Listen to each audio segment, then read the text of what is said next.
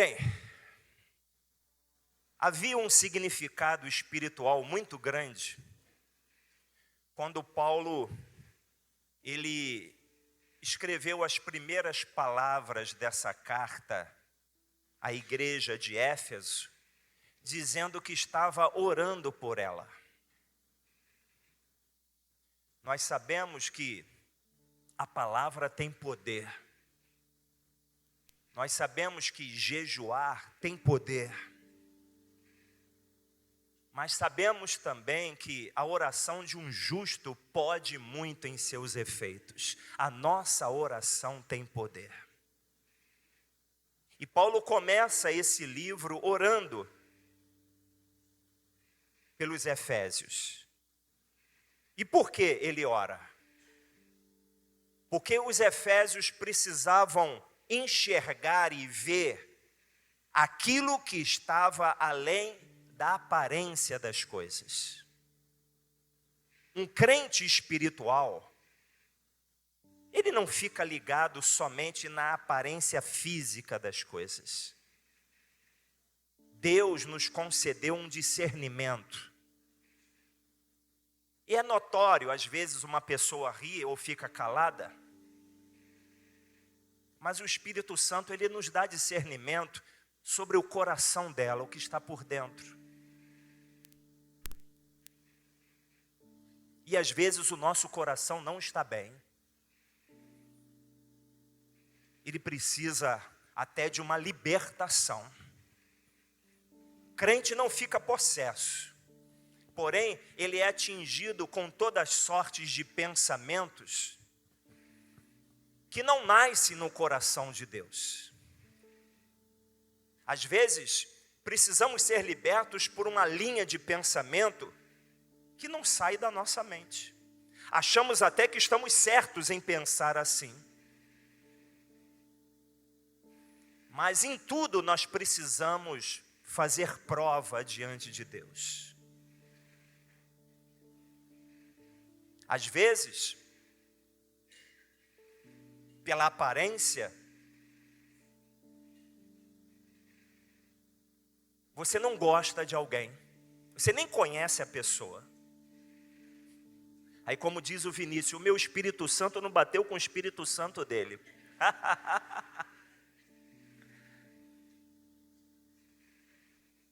Mas, irmãos, depois que começamos a conhecer a pessoa, a nos relacionar com ela, nós vemos que aquele pensamento era enganoso, não vinha da parte de Deus.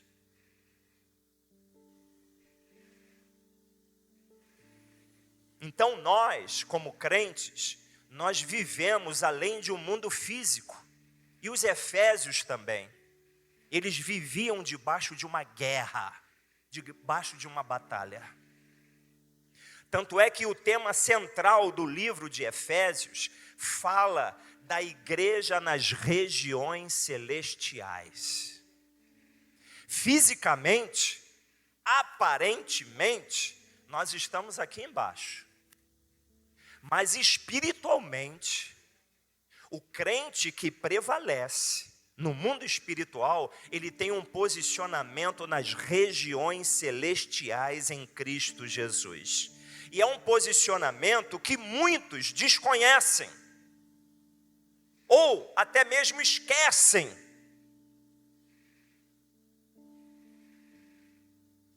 Então, Paulo ora para que Deus ilumine os olhos do coração da igreja de Éfeso, para que eles saiam da compreensão intelectual. Nós somos seres racionais, temos que prestar um culto a Deus também racional, mas tem hora que o nosso intelecto humano, ele nos atrapalha, ele nos engana, e nós precisamos sair desse intelecto humano para entrar numa percepção espiritual. Por isso que Paulo, ele orava para que os olhos dos Efésios se abrissem. Abram os olhos, Você pensa que o teu adversário é esse aí que você está enfrentando, não é. E nós, às vezes, ficamos dando golpes no ar, achando que estamos acertando o inimigo e não estamos. O adversário mesmo está camuflado, está escondido. E ele quer continuar assim, para que você pense que as suas orações estão sendo eficazes, para que você não entre na dimensão espiritual e comece a orar no Espírito Santo. Aí o mundo das trevas começa a ser revelado, porque quando você ora no Espírito Santo, você profere palavras que o teu intelecto não criaram. Aquilo vem do próprio coração de Deus. E você fala assim, eu nem sei porque eu orei dessa forma. Não sabe?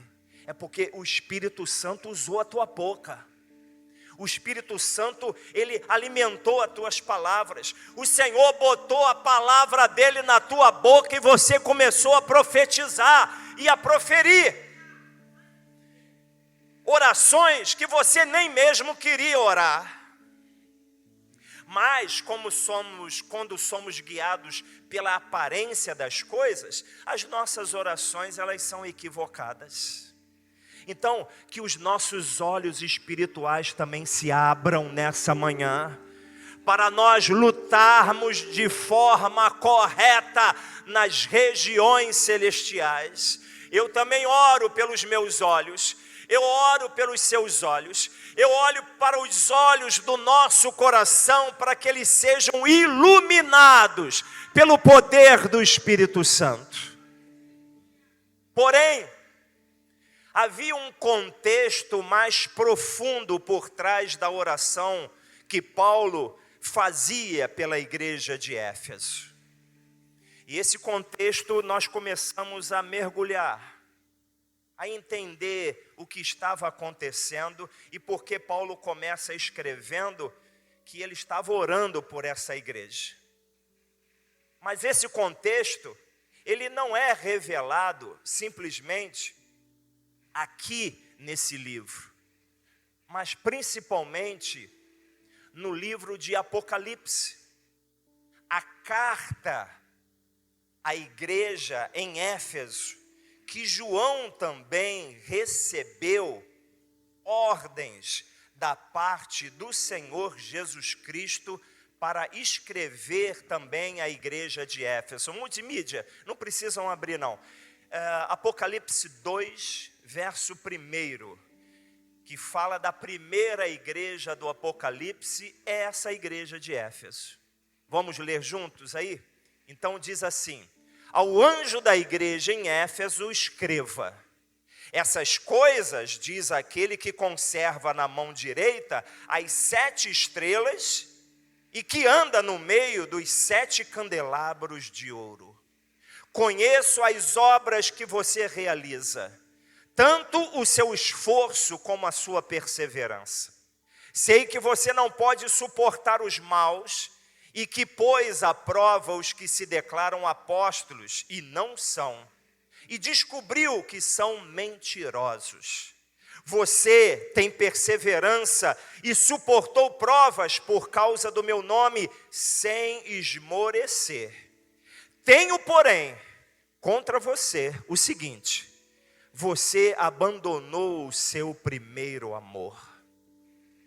Lembre-se, pois, de onde você caiu, arrependa-se e volte à prática das primeiras obras.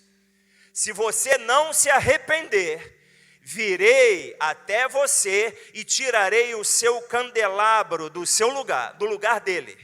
Mas você tem a seu favor o fato de que odeia as obras dos nicolaítas, aos quais também odeio. Quem tem ouvidos, ouça o que o Espírito diz às igrejas. Ao vencedor, darei o direito de se alimentar da árvore da vida que se encontra no paraíso de Deus e que você diga amém. Então, a igreja de Éfeso, ela havia perdido o primeiro amor. No culto do Espírito Santo aqui, nós nos antecipamos meia hora antes, mas eu quero me antecipar 1 hora antes para orar. E na oração, quando o irmão Gelson estava orando, eu estava lembrando do dia ao qual eu nasci de novo. No dia ao qual eu me deparei com a glória de Deus, e o Senhor me fez me converter dos meus maus caminhos, e me trouxe um novo nascimento, e como eu chorava. Como eu chorava, porque naquele interim, eu já tinha procurado a minha mãe, que era mãe de santo, e falei com ela: mãe, eu quero servir a Deus, eu quero servir aos espíritos, eu quero servir a essas entidades. Porque eu nasci nesse ambiente, e eu achava que servir a Deus era servir os espíritos. Ela disse: meu filho, você tem certeza? Eu falei: tenho, eu quero servir a Deus. E fizemos um grande despacho de feitiçaria numa pedra na rua Iera, lá na Vila da Penha. Lá no final tem uma pedra chamada Santinha, porque lá tem um altar da Santinha, e lá na pedra eu arriei aquele despacho para as entidades, para começar a servir a eles e a servir a Deus. Mas nesse interim, uma pessoa ao qual eu me relacionava antes de conhecer a minha esposa, e ela que foi usada por Deus para me ingressar no Evangelho, ela se converteu, me chamou para ir na igreja, eu relutei, mas sabe aquilo que não sai da cabeça?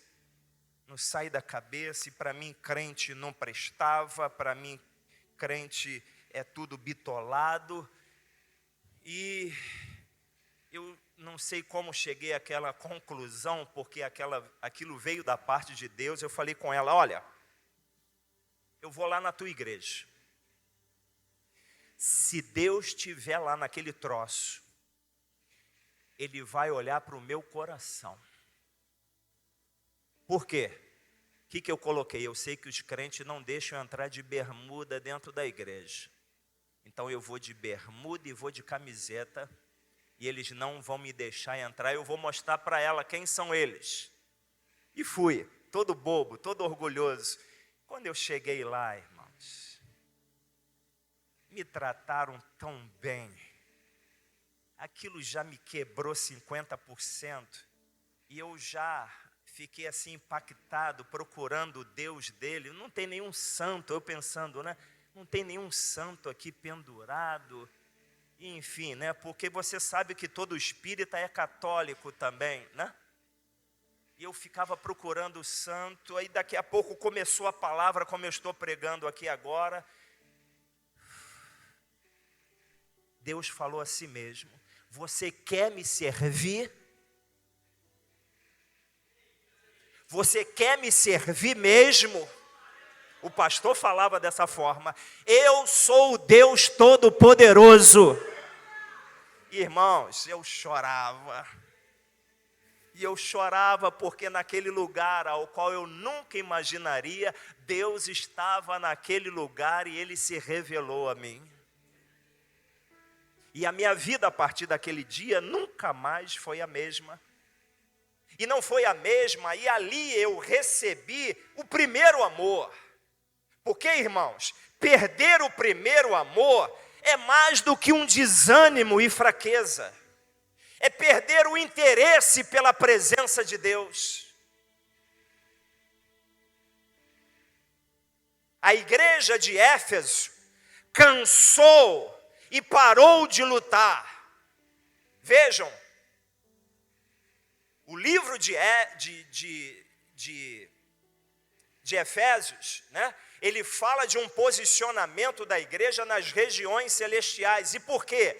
Porque esse posicionamento é de guerra, é de batalha no mundo espiritual. É contra os principados, potestades, espíritos dominadores e forças espirituais do mal. Mas os olhos deles estavam fechados. Eles estavam vendo a aparência das coisas. Eles não estavam lutando da maneira certa. Eles perderam a vontade de orar. Eles perderam a vontade de ler a palavra de Deus. Eles perderam a vontade de cultuar a Deus. Cultuar a Deus passou a ser algo monótono. Eles começaram a se envolver com outras coisas e os seus olhos começaram a se fascinar com algo que não era da parte de Deus. Isso é, a idolatria entrou. A idolatria é tudo aquilo que substitui o lugar de Deus no nosso coração. Uma pessoa que perde o primeiro amor, ela abre concessões na sua vida para que várias coisas entrem pelos seus olhos e pelos seus ouvidos. Você se permite ouvir palavras indecorosas, palavras torpes. Você, às vezes, até ri de palavrões e de situações que acontecem de forma antibíblica. E você está concordando ou está omisso a tudo isso. E por que está omisso? Porque, na verdade, aquele que perde o primeiro amor, ele não vê, ele não se vê, ele vê a vida dos outros. Ele passa de uma posição de intercessor e começa a acusar. Quem perde o primeiro amor, vê defeito em tudo. Não vê em si mesmo, mas vê nos outros. Vê na igreja, vê lá fora, vê no governo, vê isso, vê aquilo outro. Passa a murmurar o tempo todo, a reclamar o tempo todo. É desagradável ficar perto de pessoas assim, negativas, pessimistas, porque a fé é contrário a isso, irmãos. A fé não é pessimista, não. Quando uma doença, ela atinge o nosso corpo, como me atingiu na semana passada e não estive aqui, mas quando uma doença atinge o nosso corpo, o que a fé diz? Repreende isso, não aceita essa doença. Lembra do que diz a minha palavra: pelas minhas pisaduras eu já fui sarado, invoco o meu poderoso nome. Quando eu estava para vir para a igreja no domingo passado, como eu sempre venho, irmãos, o mal-estar, parecia que eu ia morrer. E Deus me deu a entender que aquilo foi um dardo espiritual de morte. Eu só clamava o seguinte: Jesus, só falava Jesus, Jesus, Jesus. A vontade era de deitar. E quando eu ia deitar, doía mais, eu levantava e ficava sentado. Fui no chuveiro, abri o chuveiro, molhei minha cabeça, voltei, sentei de novo no vaso. Não tinha nem como ir para a sala. E ali fiquei, Jesus, Jesus, Jesus. Quando a minha esposa acordou, eu falei: olha, estou passando mal, vou para a cama. E desmaiei na cama, não lembro. Só lembro quando ela chegou em casa e falou: olha, Rabi orou por você, pediu à igreja para orar. Irmãos, eu não estava sentindo mais nada. E eu perguntei: Senhor, o que foi isso? Isso foi de ordem natural? Ele falou: não. Isso foi de ordem espiritual. Lembra que eu pedi a você para ungir a sua casa, ungir a sua vida? O espírito da morte bateu na tua porta, mas eu não deixei ele entrar. Eu não deixei ele entrar. Está valendo aquela consagração que nós fizemos. Lembra que Deus falou: unge as portas, as janelas. E eu mesmo já recebi livramento de morte. Então, irmãos, não é à toa que Paulo fala que a nossa luta não é contra carne e sangue.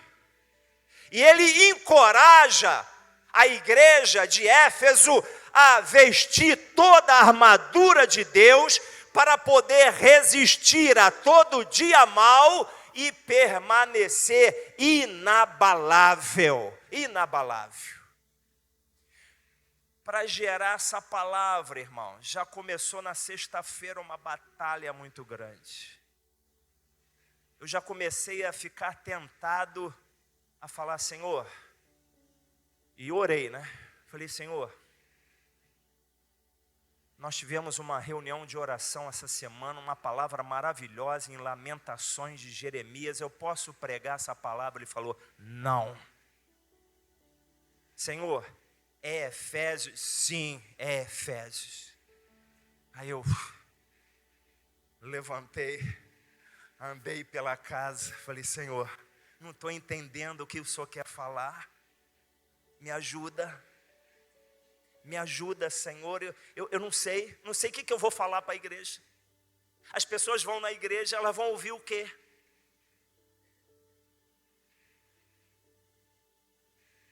Porém, orando dessa forma, esqueci até da palavra que eu li em Efésios, os meus olhos começaram a ser iluminados, irmãos.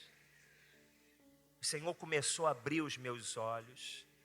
Ele falou, meu servo, a minha palavra, o que eu quero falar não está aí, mas está lá em Apocalipse, que fala também dessa cidade de Éfeso.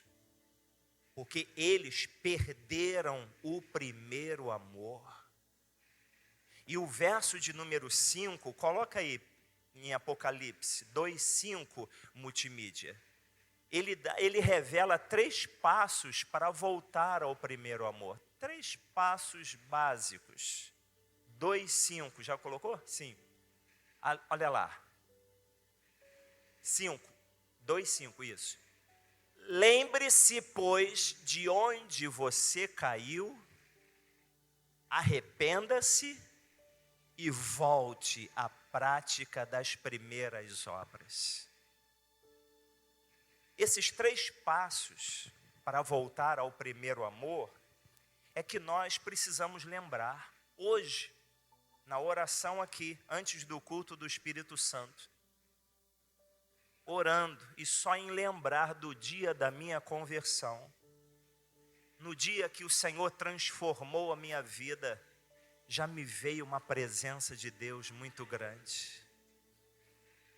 Nós não podemos esquecer a marca de Cristo que carregamos na nossa vida. Lembre-se, e lembre-se também de onde você caiu.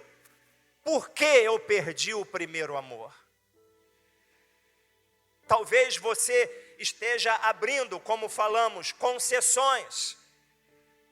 As redes sociais mesmo, se nós não tivermos uma vigilância, lá também é um poço de perdição.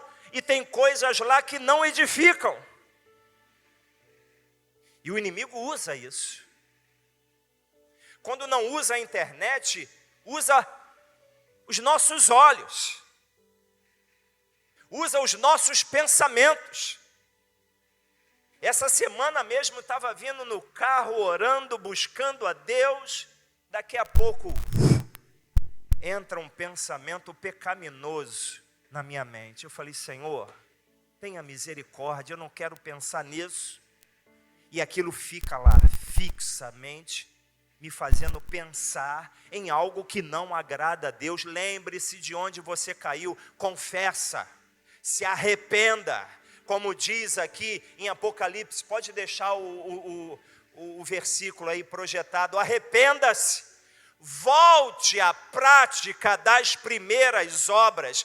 Se você não se arrepender, como diz João nessa carta aos Efésios, isto é, se você não parar de agir da forma ao qual tem agido, tirarei o seu candelabro do lugar dele. Aí eu falei, o que é candelabro? O que o candelabro tem a ver com a igreja? Em Apocalipse, diz que as 7 estrelas são os 7 anjos das 7 igrejas. Em Apocalipse diz que os 7 candelabros são as 7 igrejas. Eu falei, Senhor, tudo bem. Mas o que isso tem a ver conosco? Ele falou, acorda. Dan. Candelabro é a lâmpada e o óleo. Candelabro é a lâmpada e o óleo. No templo, no passado, nenhuma luz externa entrava dentro do templo. Era um lugar de trevas. E só poderia ter luz através do candelabro. O candelabro não poderia ser apagado. De dia e de noite, os sacerdotes tinham que encher o candelabro de azeite. E aí, foi impactado? Parou? Por quê? Pode continuar. Deus está falando contigo? Cadê meu tangedor aqui? Eu falei, o que houve? Brincando, Judas. Mas então, como diz as Escrituras e o Antigo Testamento, Deus habita em densas trevas. Eu cheguei aqui, estava escuro ainda hoje. Eu abri aquela porta, eu falei, Senhor, que a Tua presença reine nesse lugar. As luzes apagadas, eu com as mãos levantadas orando, porque Tu és um Deus que habita em densas trevas, porque Tu és a própria luz. Mas a pergunta é, o que é tirar o candelabro do lugar dele? O que é tirar o candelabro do lugar dele? Eu comecei a perguntar ao Senhor. Senhor, entendi. O candelabro é essa lâmpada, é esse óleo que o Senhor está falando, que esse ano é a lâmpada e o óleo. É a lâmpada e o óleo. É a palavra, é o Espírito Santo. Entendi. Mas por quê? Por que o candelabro ele vai ser tirado se não houver arrependimento? Se a igreja não voltar ao primeiro amor, às primeiras obras? E ele disse, irmãos, tirar o candelabro é tirar a autoridade espiritual de um crente. E mais, o crente, ele pode ter a lamparina.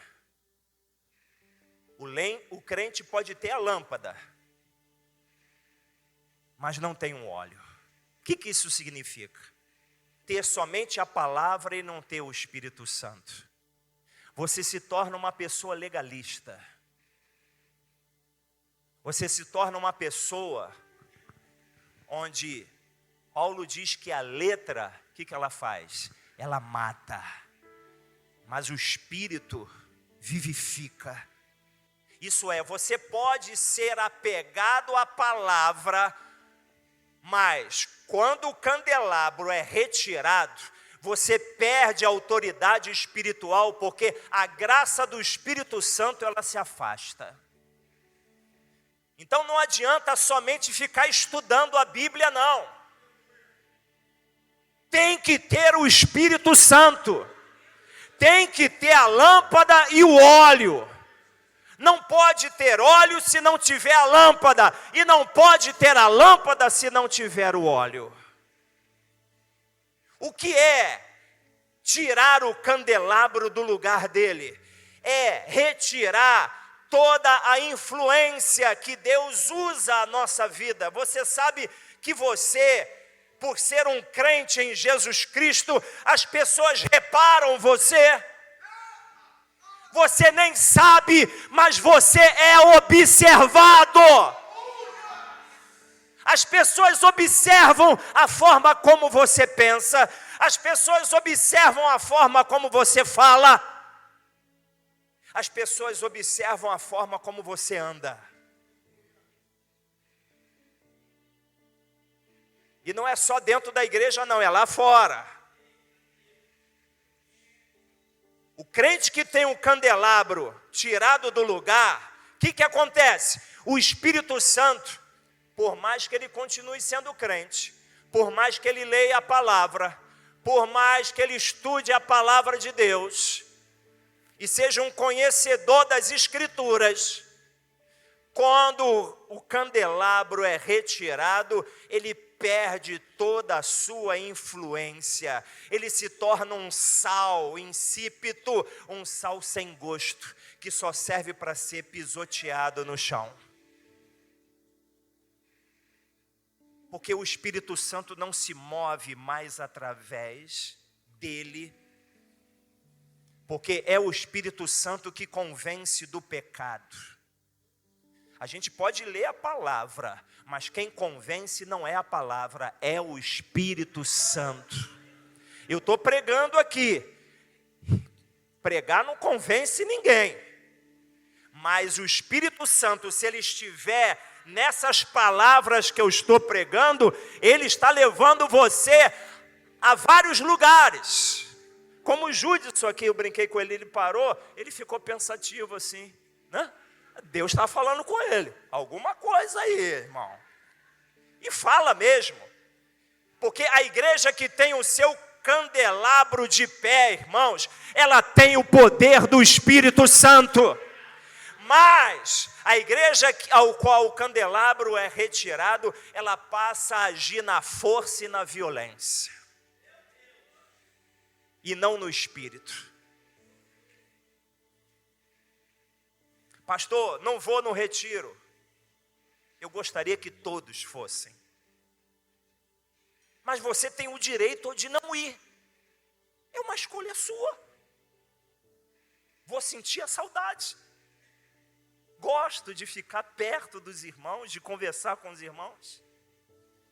Mas não ir no retiro é um direito seu. E onde tem o Espírito de Deus, aí há liberdade. Tem que haver liberdade, irmãos. Não vou no culto hoje. Você tem liberdade. Vou tirar férias. Tem liberdade. Eu até brinquei com o Carlos assim.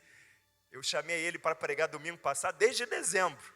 Você vê, Deus sabe de todas as coisas. Sabia que eu ia passar mal justamente naquele domingo. Chamei você. Aí falei, Carlos, dá para trazer uma palavra? Ele falou, dá sim, pastor. Eu falei para ele, eu não vou tirar férias. Ele falou, mas eu vou tirar férias. Mas não tem nenhum domingo? Ele falou, não, o último domingo. Deus falou. Aí eu falei assim, mas Senhor, eu posso deixar, que Deus falou comigo para pregar todos os domingos. Eu falei, eu chamei ele, Senhor, eu posso deixar ele no último? Ele falou, pode. Mas tirou as férias dele. Eu vou ficar chateado. Quando alguém me procura, pastor, Deus me falou mesmo. Tem certeza? Deus me falou que o meu lugar não é mais aqui. Então vem cá.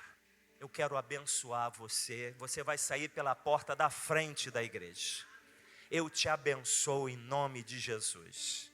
Olha, se não der certo lá, as portas estão abertas. Volta de novo, não é vergonha nenhuma. Irmão, sabe o que é isso? Liberdade. É o candelabro no lugar. É o Espírito agindo com a palavra e a palavra agindo com o Espírito. O que é tirar o candelabro do lugar? Terceiro, é quando o propósito de Deus é interrompido.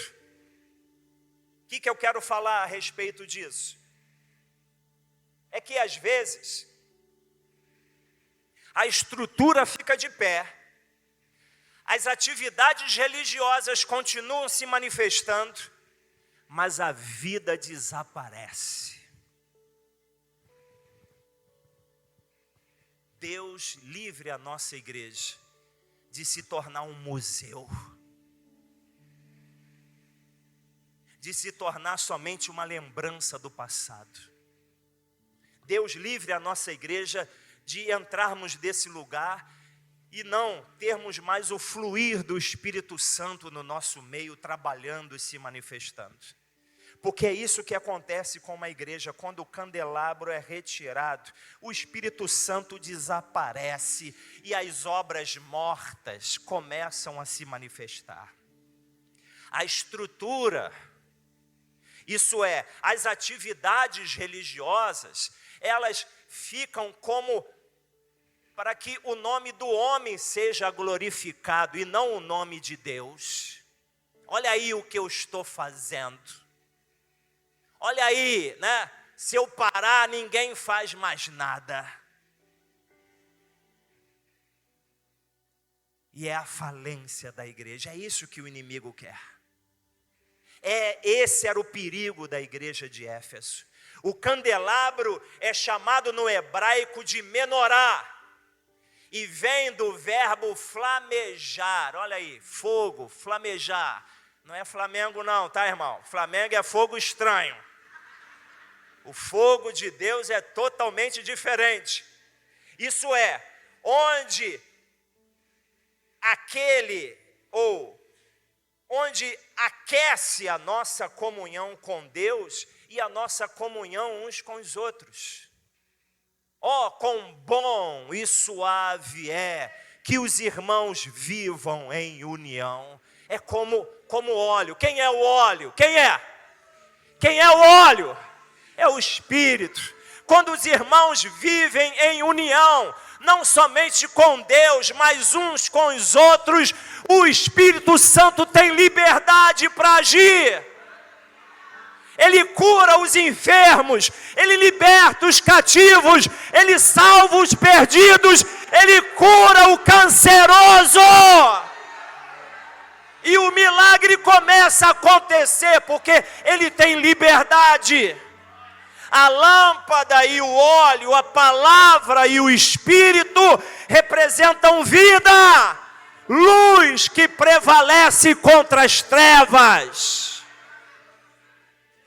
O candelabro faz alusão à árvore da vida. Já viu um candelabro? O multimídia pode projetar aí uma imagem de candelabro aí? Procura aí na internet. Bota aí o candelabro. O candelabro tem 3 hastes para a direita, 3 hastes para a esquerda e uma haste no meio. São 7 hastes. Diz alguns teólogos que, na verdade, o candelabro faz alusão à árvore da vida no jardim do Éden. E se você analisar, demorou muito, multimídia, vai no verso 7 agora. 2:7. Eu já expliquei como é o pessoal. 2:7, olha. Quem tem ouvidos, ouça o que o Espírito diz às igrejas. Ao vencedor darei o direito de se alimentar da onde, irmãos? Da árvore da vida que se encontra no paraíso de Deus. Ela existe ainda, a árvore da vida. Somente a igreja de Éfeso foi escrito isso. Ao vencedor. Quem tem o Espírito, ouça. Ou melhor, ouça. Quem tem ouvidos, ouça o que o Espírito diz às igrejas. Então, irmãos, as suas 7 hastes apontam para a perfeição de Deus. Número 7. As 7 hastes do candelabro também representam os 7 dias da criação. O Senhor criou tudo em 6 dias e descansou no 7º dia. Vejam, irmãos, como o candelabro, ele abre um leque até mesmo de interpretações. O candelabro é a igreja, diz o livro do Apocalipse, que somos nós. Porém, o Senhor diz: conheço as tuas obras, mas tenho contra você que você abandonou o seu primeiro amor. Está aí o candelabro. Demorou, mas chegou. Aleluia. Olha lá. 3 pontas para a direita e 3 para a esquerda e uma no meio. A igreja de Éfeso, assim como nós hoje, precisamos que Deus ilumine os olhos do nosso coração. Precisamos, continuamente, para que lutemos nas regiões celestiais. Lutemos da maneira certa. Éfeso perdeu o primeiro amor. Éfeso, olha para mim. Éfeso cansou de lutar. Baixou as suas armas. Você acha que é à toa que Paulo fala aqui aos Efésios sobre a armadura de Deus?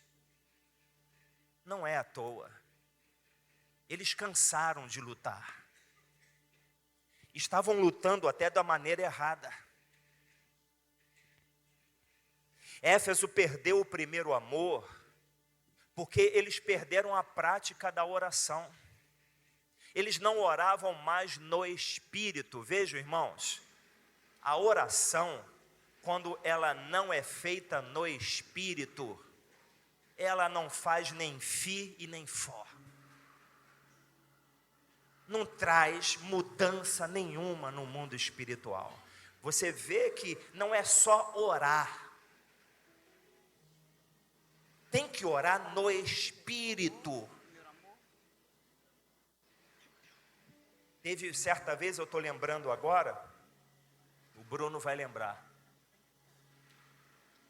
Teve um domingo que eu falei, Senhor, qual é o alvo da minha oração? Eu estou indo para a tua casa. Aí Deus me mostrou o Bruno. É para orar por ele? Sim. Eu nunca ia orar pelo Bruno. Talvez oraria por mim. Mas Deus falou, ora por ele, intercede por ele.